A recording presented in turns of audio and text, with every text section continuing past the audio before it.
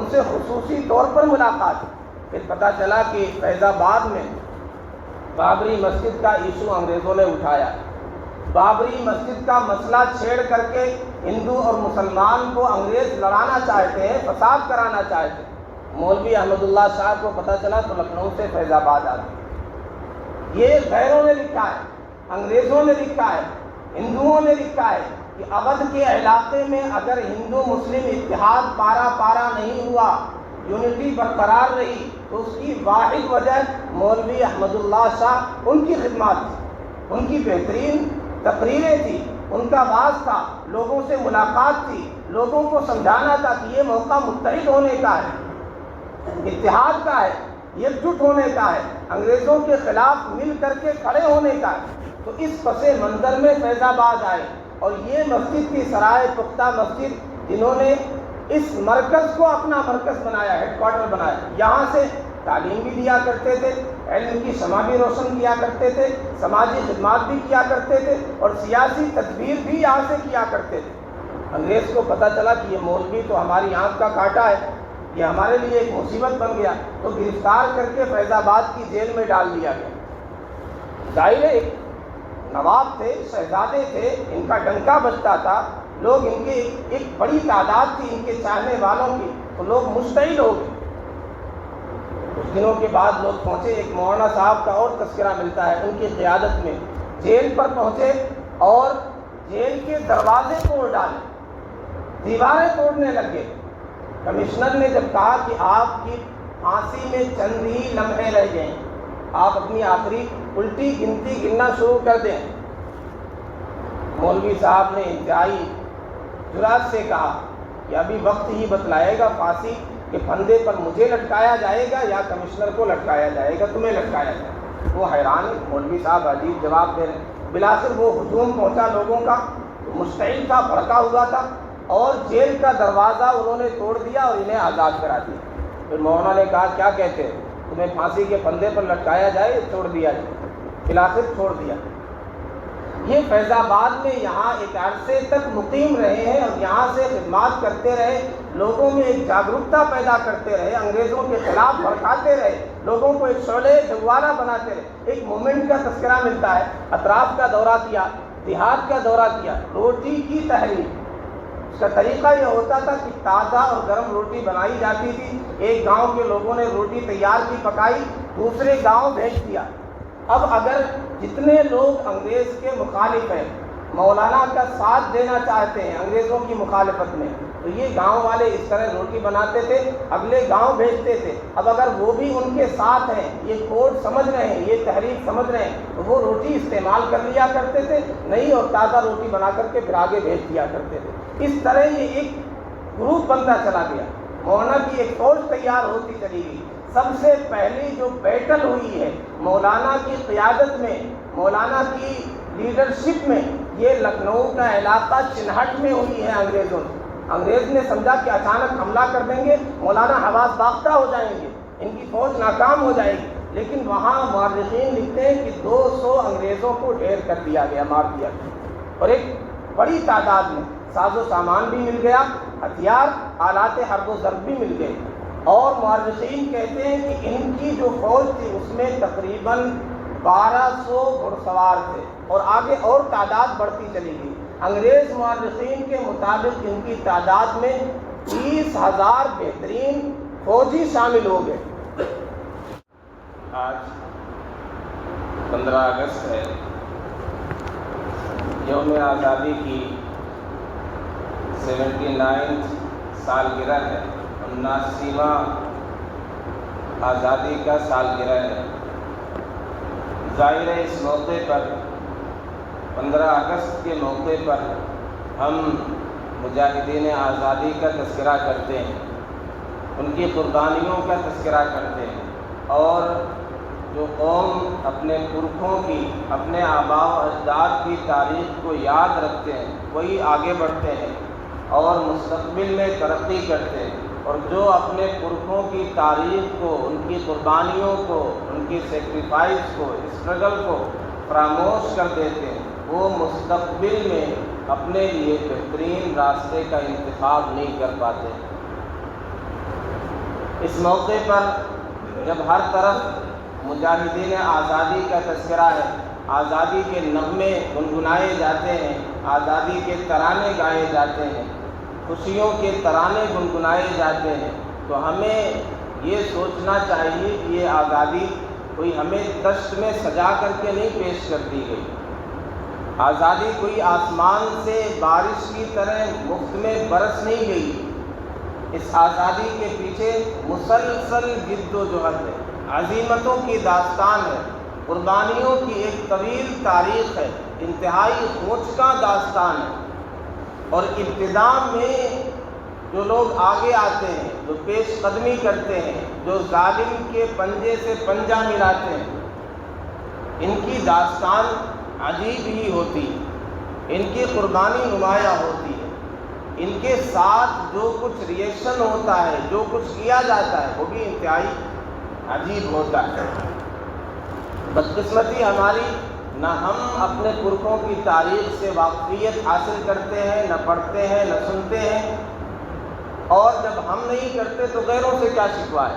وہ تو ہماری تاریخ کو مسخ کرنا چاہتے ہی ہیں، ترمیم کرنا چاہتے ہیں، ترمیم کر رہے ہیں، تبدیل کر رہے ہیں، مسخ کر رہے ہیں۔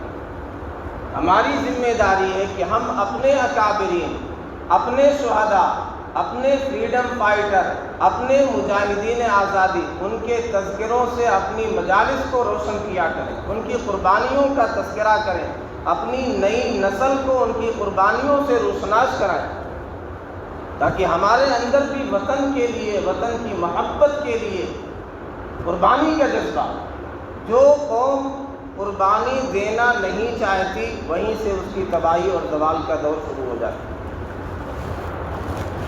یہ جو ہمارا شاندار دور تھا یہاں حکومت کا، 200 سال، اس میں تو بہت سے اپس اینڈ ڈاؤن ہیں۔ جب یہ سمجھیے عروج پر آ گیا، جب وہ وقت آ گیا جب اسے سونے کی چڑیا کہا جانے لگا، یہ جب مقام آ جاتا ہے کہ آدمی کو لگتا ہے کہ میں منزل پر پہنچ گیا، اب میں ایک خاص مقام پر پہنچ گیا، تو وہیں سے گویا زوال کا پہلا اسٹیپ شروع ہو جاتا ہے۔ کیوں؟ اس لیے کہ اب پیش نظر یہ ہوتا ہے کہ ہمیں محنت نہیں کرنی، ہمیں محنت کا پھل چاہیے، ہمیں مجاہدہ نہیں کرنا، ہمیں مال غنیمت چاہیے۔ تو جب یہ نظریہ آ جائے کہ اب ہمیں محنت کا پھل چاہیے، عیش و عشرت قدے چاہیے، سہولت چاہیے، فیسلٹیز چاہیے، لگژریس لائف چاہیے، پھر وہیں سے زوال کا آغاز ہو جاتا ہے۔ جب تک یہ جذبہ ہے کہ ہم جد و جہد کریں گے، محنت کریں گے، کوشش کریں گے، قربانیاں دیں گے، تو قوم پنپتی رہتی ہے، ترقی کرتی رہتی ہے، آگے بڑھتی رہتی ہے۔ بہرحال آج کا دن جب مختلف مجاہدین آزادی کا تذکرہ کیا جاتا ہے، تو ہمیں بھی چاہیے کہ اپنے ان مجاہدین کو خاص طور پر یاد کریں جنہیں ہم نے بھی بلا دیا، تاریخ میں بھی ان کا تذکرہ بہت کم ملتا ہے، اور ایسے موقع پر تو لوگ ان کا تذکرہ کرتے ہی نہیں۔ 15 اگست اور 26 جنوری کے موقع پر شاید آپ نے ایسے اپنے ان جو گمنام مجاہدین، ان کا تذکرہ کبھی 2-3 نام آتے ہیں، اور تاریخ کا بھی جب تذکرہ کیا جاتا ہے، جب شروع کیا جاتا ہے، تو ایک تو یہ غلط فہمی پیدا کی گئی کہ جنگ آزادی، اس کا آغاز، اس کی ابتدا 1857 سے ہوئی۔ کہا جاتا ہے پہلی جنگ آزادی 1857۔ یہ ایک غلط میسج پاس کیا جاتا ہے، جبکہ اس سے پہلے ایک طویل داستان ہے جد و جہد کی، قربانیوں کی 100 سالہ داستان ہے۔ لیکن لوگوں کی نگاہ بلڈنگ پر ہوتی ہے، چھت پر ہوتی ہے، شاندار محل پر ہوتی ہے۔ وہ پتھر جو زمین میں دفن ہو گئے، جو بنیاد میں ہے، جو فاؤنڈیشن میں ہے، جنہوں نے پہلے قربانی، انہیں کون جانتا ہے؟ 100 سال کی جو مسلسل قربانیوں کی داستان، ان کا تذکرہ کون کرتا ہے؟ ان کی حالت وہی پتھر کی طرح ہے جنہوں نے بنیاد میں اپنے آپ کو فنا کر دیا، جو بنیاد کے اندر پڑ گئے ہیں۔ نہ ہم ان کا تذکرہ کرتے ہیں، نہ دنیا ان کا تذکرہ کرتی ہے۔ تو یہ غلط بات ہے کہ 1857 سے جنگ آزادی کا آغاز ہوا۔ یہ بھی متعین کرنا مشکل ہے کہ کہاں سے اسٹارٹ ہوئی۔ اتنی بات تو طے ہے کہ جب سے انگریزوں کے ناپاک قدم یہاں پر پڑے ہیں اور لوگوں کو محبین وطن جو تھے انہیں جو سمجھ میں آ گیا کہ ان کے ارادے ناپاک، یہ ظاہر میں جسمانی اعتبار سے گورے ہیں لیکن ان کے من انتہائی کالے ہیں، ان کے ارادے انتہائی ناپاک ہیں، جہاں سے لوگوں نے سمجھنا شروع کیا وہیں سے مجاہدہ بھی شروع کر دیا، قربانی دینا بھی شروع کر دیا۔ اب یہ کون سی تاریخ ہے ایگزیکٹ تاریخ بتانا مشکل ہے۔ ہاں باقاعدہ جو ایک مسلح جنگ ہوئی ہے پلاسی کے میدان میں، جب وردی علی خان فوت ہو گئے تو اپنے ناتی کو، جب ان کے ناتی کو گدی نشین بنایا گیا ہے سراج الدولہ کو، یہ نوعمر تھا، 20 سال اس کی عمر بتلائی جاتی ہے، تجربہ بھی نہیں تھا، عمر بھی کوئی زیادہ نہیں تھی۔ اب ظاہر دربار میں جو بڑے بڑے لوگ تھے، بڑے بڑے عہدے پر تھے، وہ چاہتے تھے ہر کوئی اپنے اعتبار سے اسے ڈیل کرے، اپنے اعتبار سے پلاننگ کرے، اور جو ہمارا مشورہ ہو اسی کے اعتبار سے یہ آگے کام کرے۔ تو یہ محل گویا سازشوں کا اڈا بن گیا تھا۔ پھر ہم سب جانتے ہیں میر جعفر کی غداری کی وجہ سے پلاسی کے میدان میں 1757 میں کلایوں سے لڑتے ہوئے اس نے جام شہادت نوش کی تھی، ایک اپنے کی غداری کی وجہ سے۔ پھر بالآخر اسے جھانسا دیا گیا تھا کہ تمہیں تخت شاہی پر بٹھا دیا جائے گا، یہ فوج کا جنرل تھا میر جعفر۔ یہ جھانسے میں آ کر کے اس نے یہ حرکت کی، غداری کی، پھر بالآخر یہ بھی زیادہ دیر تک ٹک نہیں سکا، میر قاسم نے اسے بھی ختم کیا۔ بہرحال اس کے بعد جب یعنی یہاں سے شروع کیا جاتا ہے، جو تذکرہ بھی کرتے ہیں یہاں سے تذکرہ کرتے ہیں، پھر سیدھے پہنچ جائیں گے میسور ٹیپو سلطان کے پاس۔ یہ بیچ میں جو سال ہے یہ 1799، 1757، پھر آگے چھلانگ لگا کے 1799 پہنچ جائیں گے۔ اس کے بیچ میں 2500 تحریکیں اور موومنٹ نے جنم لیا ہے، لاکھوں لوگوں نے جام شہادت نوش کیا ہے، بے پناہ جانوں کا نذرانہ پیش کیا گیا، عظیم عظیم قربانیاں وطن کی آزادی کے لیے پیش کی گئیں۔ انگریزوں نے یہاں کی معیشت کو تباہ کیا ہے۔ ڈھاکہ میں سب سے خوبصورت انتہائی نفیس ململ تیار کیا جاتا تھا، وہاں کے انصاری اور جرائے تیار کیا کرتے تھے، دنیا میں کہیں اتنا شاندار اور نفیس ململ اور کپڑا نہیں ملتا۔ انگریزوں نے ان کے انگوٹھے کٹوا دیے سب کے، انہیں گویا زندہ شہید کہا جاتا ہے۔ یہ جو ململ تیار کیا کرتے تھے ان کے انگوٹھے کٹوا، ایسا ظلم ہے، ایسے جبر و استبداد کی داستانیں ہیں کہ آدمی حیرت ہوتی ہے کہ آدمی ایسا درندہ ہو جائے۔ ایسے مظالم کے پہاڑ توڑے گئے ہیں، کس کس طرح سے مظالم اور تشدد کو روا رکھا گیا ہے۔ یہ جو بیچ کا عرصہ ہے 1757 سے لے کر کے سیدھے جو وہاں پہنچ جاتے ہیں ٹیپو سلطان کے پاس، بیچ میں تقریباً 2500 تحریکوں نے جنم لیا۔ ایک تحریک جسے کہتے ہیں سنیاسی ودروہ، اس میں فقیر تھے، درویش تھے، سادھو سنت تھے، یہ افغانستان کی سرحد سے لے کر کے چین کی سرحد تک ان کا قبضہ تھا، یہ آزاد لوگ تھے۔ ان کے پیش نظر یہ تھا کہ انسان آزاد پیدا، یہ کسی کا غلام نہیں، لہذا غلامی قبول کرنے کے لیے تیار نہیں تھے۔ 1762 سے لے کر کے تقریباً ایک دہائی تک ان کی جد و جہد کی، عزیمت کی، قربانیوں کی ایک اپنی داستان۔ پھر چھوٹے چھوٹے راجہ، نواب اور امیر تعلقہ دار، یہ 2500 تحریکیں ہیں۔ مسئلہ یہ ہوا کہ انہوں نے مل کر کے، یکجٹ ہو کر کے، آپسی اتحاد سے، ایک راجہ دوسرے راجہ کے اتحاد سے، ایک نواب دوسرے نواب کے سپورٹ سے مل کر کے مقابلہ کرے، ایسا نہیں ہوا۔ اس لیے ہر جگہ، ہر موقع پر، ہر محاذ پر پسپائی ہی بالآخر ہوتی ہے۔ تو یہ 2500 مومنٹ ہے جن کا تذکرہ نہیں کیا جاتا ہے۔ بہرحال ہم جہاں بیٹھے ہیں، ہم جس مقام پر ہیں، ہم فیض آباد میں، فیض آباد کی سرائے پختہ مسجد میں ہیں، کیا ہم نے کبھی سوچا کہ یہاں سے بھی قربانی کی ایک تاریخ اور ایک داستان رقم ہوئی ہے؟ کیا مولوی احمد اللہ شاہ کو ہم جانتے ہیں؟ کیا ان کی تاریخ سے ہم واقف ہیں؟ کون تھے مولوی احمد اللہ شاہ؟ جن کا تعلق فیض آباد سے تھا، جنہوں نے فیض آباد کی سرائے پختہ مسجد کو، اس مرکز کو اپنا مرکز بنایا تھا۔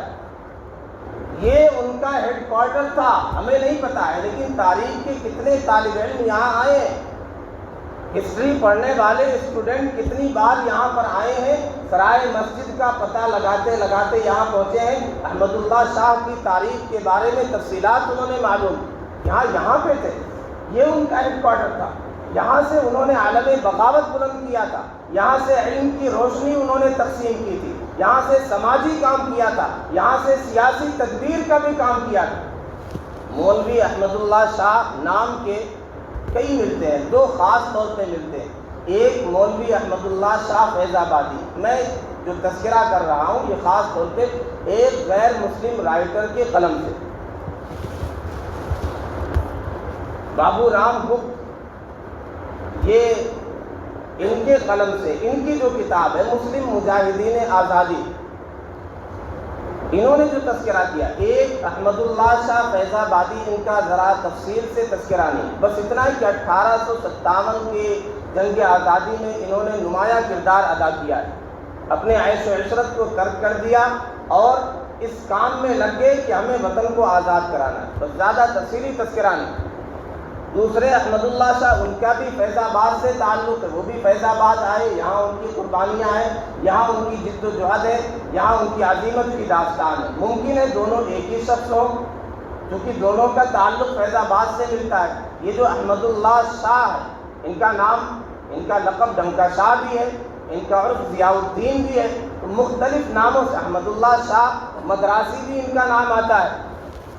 کیا ہے ان کی تاریخ؟ آئیے آج اس مقام پر بیٹھ کر کے ہم جانتے ہیں کہ ہم جس مسجد میں نماز پڑھتے ہیں یہاں ان کی کیا تاریخ، کیا قربانی تھی، کیا کچھ کارنامے تھے، اور یہاں سے انہوں نے کیا کیا ہے اسے خاص طور پر جانتے ہیں۔ مولوی احمد اللہ شاہ، ان کے بارے میں آتا ہے، ان کے حوالے سے جو گپتا نے لکھا ہے، جو ایک ہندو نے لکھا ہے، ایک غیر مسلم رائٹر نے لکھا ہے، یہ ہردوئی کے اصل میں رہنے والے تھے، پھر باپ دادا منتقل ہو کر کے مدراس پہنچ گئے۔ ان کے جو والد تھے محمد علی شاہ، یہ ٹیپو سلطان کے مصاحب تھے، ان کے ساتھ رہتے تھے، اور فوج میں ایک اعلیٰ مقام جسے کہتے سیناپتی، وہ مقام انہیں حاصل تھا۔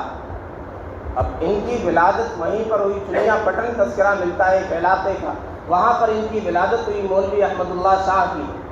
اب چونکہ والد ایک مجاہد تھے، ایک فوجی تھے، ایک واریر تھے، ایک جنرل تھے، سیناپتی تھے، اور ٹیپو سلطان کے ساتھ، میسور کے شیر کے ساتھ رہنے والے، ان کی قربانیوں کو دیکھا تھا، ان کے مجاہدے کو دیکھا تھا، تو ظاہر ہے اولاد کی تربیت بھی اسی انداز سے تھی۔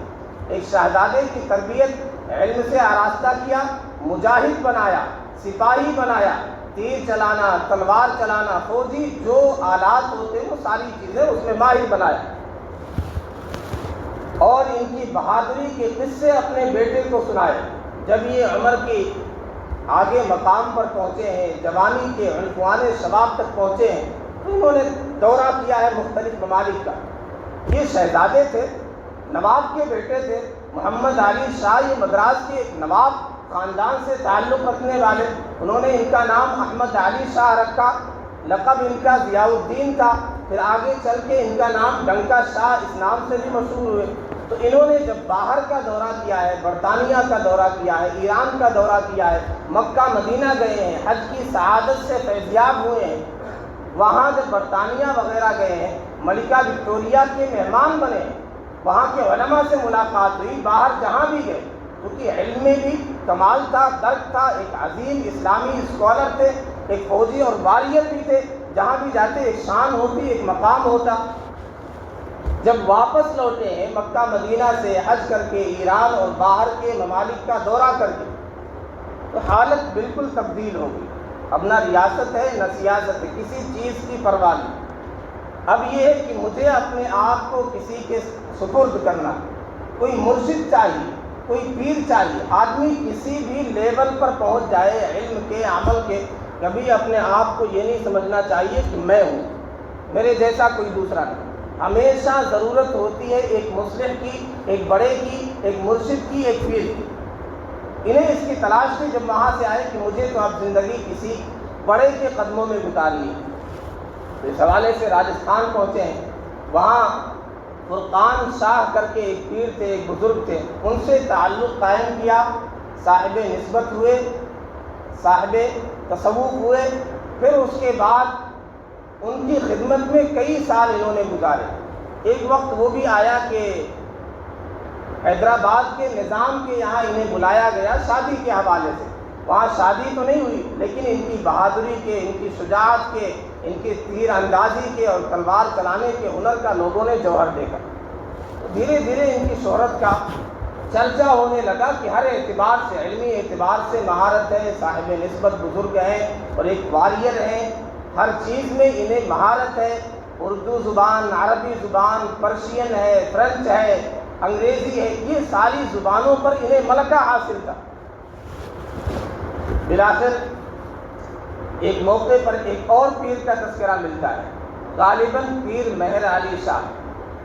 ان کے بارے میں پتہ چلا کہ ایک اللہ والے بزرگ ہیں، صاحب نسبت بزرگ ہیں، تو ان کی خدمت میں حاضر ہوا جائے، ان سے نسبت قائم کی جائے۔ تو انہوں نے شرط لگا دی تھی کہ میرا مرید، میرا خلیفہ وہی بنے گا جو آزادی وطن کے لیے قربانی دینے کا اور جام شہادت نوش کرنے کا جذبہ رکھتا۔ یہ تو پہلے سے تیار تھے، والد نے اسی انداز سے تربیت کی تھی، اس کے لیے تیار ہو گئے۔ پھر ان کی خدمت میں رہ کر کے چند سال پھر انہیں آگرہ بھیجا گیا، آگرہ اور گوالیار اور گولکنڈہ اور مختلف مقامات پر دلی بھیجا گیا۔ آگرہ خاص طور پہ جب آئے ہیں تو یہاں چند سال ٹھہرے ہیں۔ یہاں ایک زمین، ایک مکان کرائے پر لیا گیا اور گپتا کے حساب سے کہتے ہیں کہ یہاں اس مکان کے باہر نقارے لگائے، جو دن میں 2-3 بار نقارے بجائے جاتے تھے، لوگ جمع ہوتے تھے، سماع کی محفل لگتی تھی، قوالی ہوتی تھی۔ حالانکہ قادری سلسلے سے وابستہ لوگ قوالی اور سماع پہ زیادہ بلیو نہیں کرتے، ان کے یہاں یہ سب نہیں چلتا، لیکن یہ محفل لگتی تھی، قوالی چلتی تھی، سماع کی محفل کا اپنا ایک رنگ ہوتا تھا۔ لیکن حضرت کے پیش نظر یہ تھا کہ اس طرح مجمع کو اکٹھا کرنا ہے، جوڑنا ہے۔ مجمع اس طرح قوالی کے نام پر، سماع کے نام پر اکٹھا ہو جاتا تو ان کی شاندار تقریر ہوتی، ان کی سحر بیانی اور ان کی شیریں بیانی، ان کا بہترین واعظ۔ مورخین کہتے کہ 10-10 ہزار کا مجمع ہوتا تھا، اس میں مسلمان بھی ہوتے تھے، غیر مسلم بھی ہوتے تھے۔ شاندار تقریر کرتے تھے اور خاص طور پہ انگریزوں کے خلاف لوگوں کو ایک شعلہ جوالہ بناتے تھے، ظلم کے خلاف، ظالم کے خلاف آزادی کی تعلیم دیا کرتے تھے اور انگریزوں کے خلاف لوگوں کو کھڑا کر دیا کرتے تھے۔ یہ مقصد تھا، سماع کی محفل ہوتی تھی اور ایک بڑی تعداد میں عوام شریک ہوا کرتی تھی۔ اب یہ چونکہ ایک نقارہ لگا تھا اس گھر میں اور 2-3 مرتبہ دن میں بجتا تھا، اس لیے نقارہ شاہ کہتے ہیں۔ بعض مورخین کہتے ہیں کہ ان کا شہرہ جو تھا، ایسا شہرہ تھا کہ جب چلتے تھے مریدین کا ایک ہجوم ساتھ میں ہوتا تھا اور ساتھ میں ڈنکا بجتا تھا، اس لیے انہیں نقارہ یا ڈنکا شاہ کہتے ہیں۔ بہرحال جو بھی وجہ ہو، مختلف وجوہات ذکر کی گئی۔ وہاں سے ان کے شیخ نے کہا کہ اب تمہیں اودھ کے علاقے میں جانا ہے، لکھنؤ کے علاقے میں جانا ہے اور وہاں سے تمہیں عالم بغاوت بلند کرنا ہے۔ یہ 1856 کی بات ہے۔ یہ 1857 پھر آگے یہ جو دور ہے جسے غدر کہا جاتا ہے، انگریزوں نے غدر کا نام دیا اور لوگوں نے بھی یہی نام دیا۔ بعد میں سوجھ بوجھ آئی تو پہلی جنگ آزادی کا نام دے دیا۔ یہ وہ موقع تھا کہ جب تمام فوجیوں نے یہ طے کر لیا تھا کہ پورے ہندوستان میں ایک ہی دن، غالباً 31 مئی کی تاریخ یہ طے تھی کہ 31 مئی 1857 کو تمام علاقوں سے جتنے فوجی ہیں یہ بغاوت کر کے دلی پہنچیں گے، بہادر شاہ ظفر کے پاس پہنچیں گے، اسے اپنا سپہ سالار اور بادشاہ تسلیم کریں گے کہ آج بھی تم ہی بادشاہ ہو، تمہاری قیادت میں انگریزوں سے ہم چھٹکارا چاہتے ہیں، انگریزوں کو وطن عزیز سے بھگانا چاہتے ہیں۔ لیکن وہ تاریخ سے پہلے ہی میرٹھ میں لوگوں نے بغاوت کر دی۔ تو یہ 1856 میں یہاں آئے۔ پھر جب یہاں آئے لکھنؤ میں، یہاں بیگم محل سے ملاقات ہوئی اور جھانسی کی رانی سے ملاقات ہوئی اور نانا شاہ سے ملاقات ہوئی، جو بغاوت کے بانی تھے اور مین لوگ تھے، اہم لوگ، ان سے خصوصی طور پر ملاقات ہوئی۔ پھر پتہ چلا کہ فیض آباد میں بابری مسجد کا ایشو انگریزوں نے اٹھایا، بابری مسجد کا مسئلہ چھیڑ کر کے ہندو اور مسلمان کو انگریز لڑانا چاہتے ہیں، فساد کرانا چاہتے ہیں۔ مولوی احمد اللہ شاہ کو پتہ چلا تو لکھنؤ سے فیض آباد آ گئے۔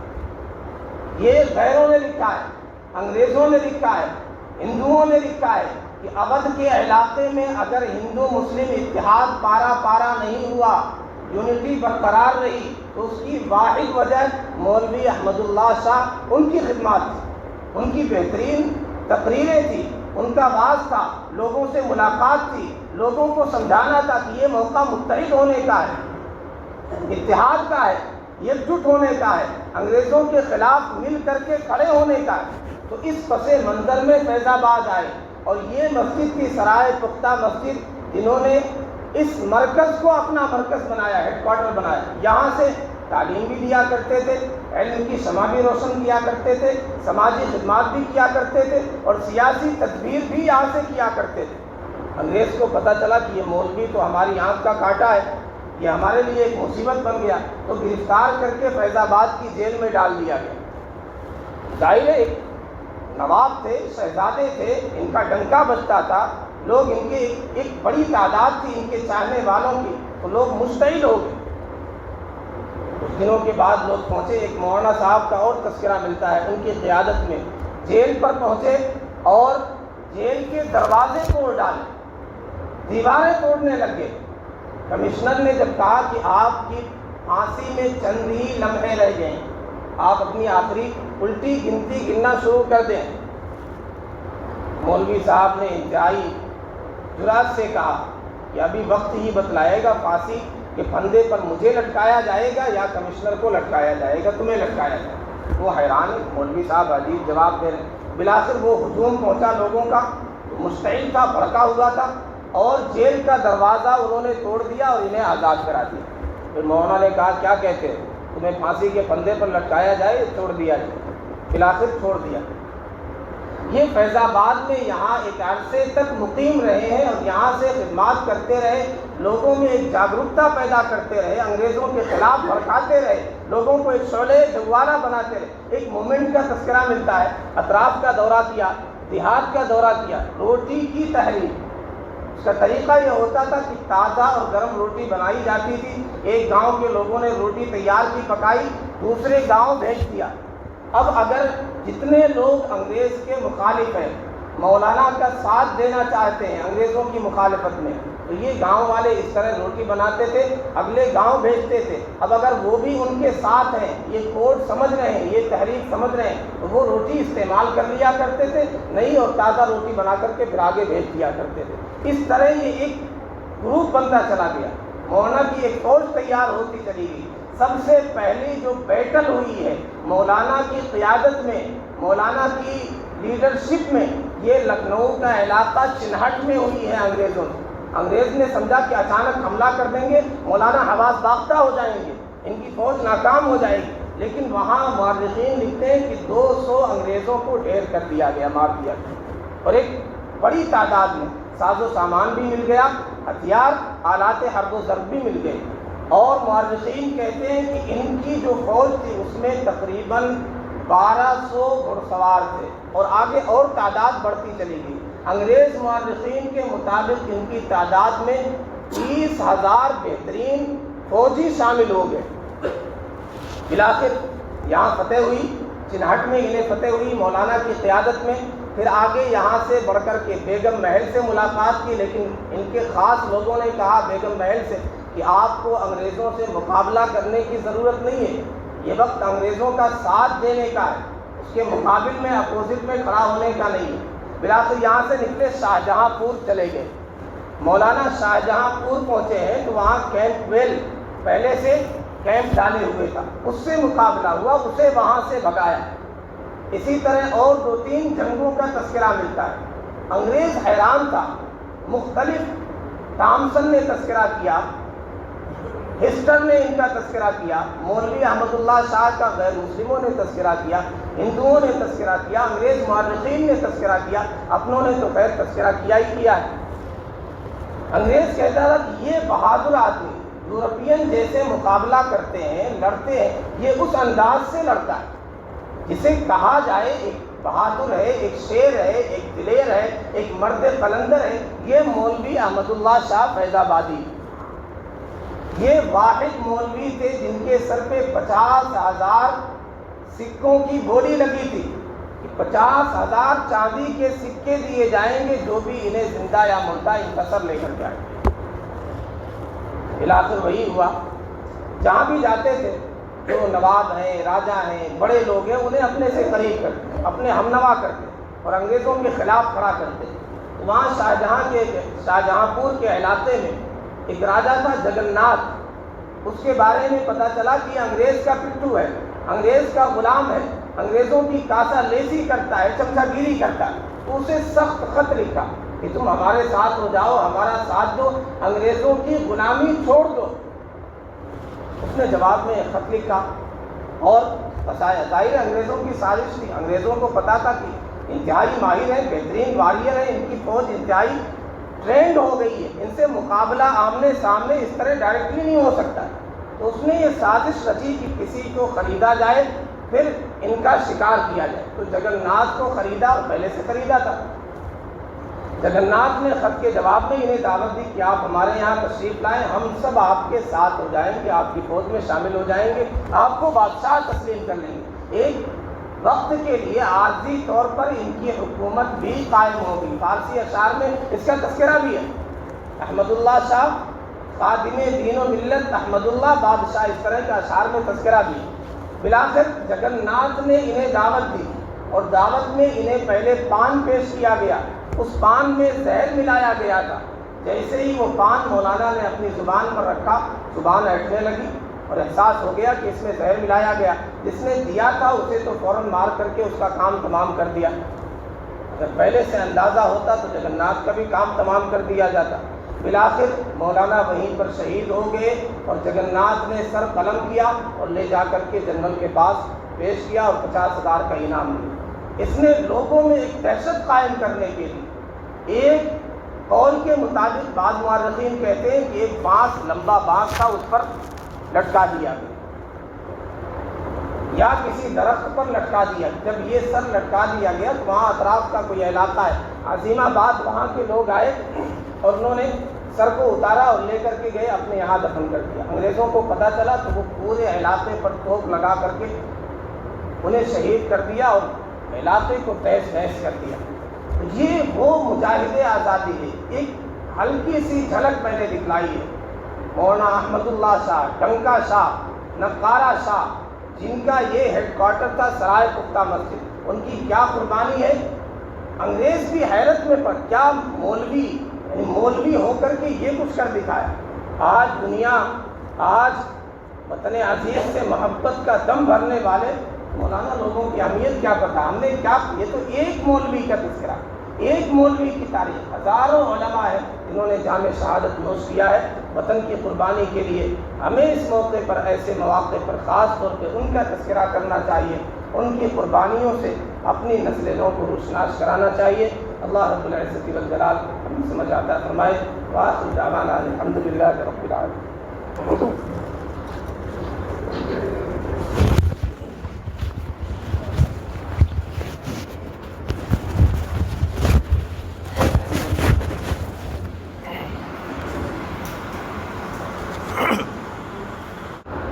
آج 15 اگست ہے، یوم آزادی کی 79 سالگرہ ہے، 79واں آزادی کا سالگرہ ہے۔ ظاہر ہے اس موقع پر، 15 اگست کے موقع پر ہم مجاہدین آزادی کا تذکرہ کرتے ہیں۔